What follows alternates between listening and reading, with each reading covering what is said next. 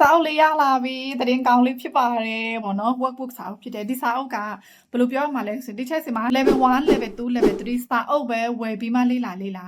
င်တန်းမဲ့တက်ပေါ့နော်ဒီစာအုပ်ကအဲ့ level 3ခုရဲ့ accept ဖြစ်တယ်ပေါ့နော်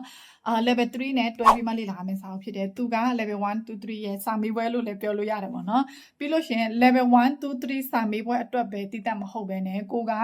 စကလုံးတွေကိုမြန်ကြွယ်ဝစေဖို့မြန်ဥမာကိုအလွတ်မကြက်နိုင်ဘူးဆိုတဲ့လူတွေတော့ပေါ့နော်ပြီးလို့ရှိရင်ကိုမကြားဘူးတဲ့အတန်တွေလည်းကြားဘူးအောင်ကိုတိုင်ပို့ပြီးမှစာလေ့လာဖြစ်အောင်ပေါ့နော်အဲ့ဒါအပြင်ကို level 4အတွက်အကောင်းဆုံးပြင်ဆင်ခြင်းပေးတဲ့စာအုပ်ဖြစ်တယ်ပေါ့နော် workbook ဖြစ်တယ်ပေါ့နော်ရဲ့အခုနောက်ဆုံးထောက်တဲ့စာအုပ်ဖြစ်ပါတယ်ဒီစာအုပ်လေးကအခုလောဆယ်တော့နမူနာစာအုပ်ပဲရလာသေးတယ်ပေါ့နော်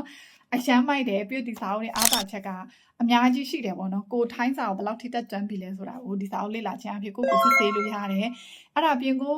စာအုပ်ကဒီနားမှာ gift voucher လေးပါတယ်ပေါ့နော် 10% discount gift voucher ပါတယ်ဒီစာအုပ်ကိုဝယ်ပြီးလို့ရှိရင်ဒီ voucher ကိုတက်ပုံရိုက်ပြီးတော့တခြားစာအုပ်တွေလာဝယ်မယ်ဆိုလို့ရှိရင် 10% discount ရမှာပေါ့နော်အဲကြောင့်မလို့စေးတက်နဲ့ရချင်တဲ့ 10% discount ရချင်တဲ့ဒီစာအုပ်ကိုအရင်ဝယ်ပြီးမှတခြားစာအုပ်ကိုဝယ်လိုက်ပေါ့နော်တော့မဟုတ်အခုက level 1 2 3ဝယ်မယ်ဆိုလို့ရှိရင်ဒီစာအုပ်လက်ဆောင်ရတယ်နော်အဲ့တော့ဒီစာအုပ်ကိုမှာယူချင်တယ်ဆိုလို့ရှိရင်ထိုင်းစာကိုဘယ်လောက်ထိတက်ကြွပြီလဲကိုဘယ်လောက်ထိဟိုဟာဖြစ်ပြီလဲဆိုတာကို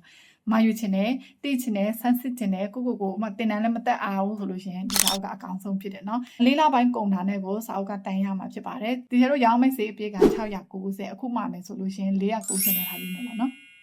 အဲ့တော့ချက်ချင်းမှာလိုက်နော်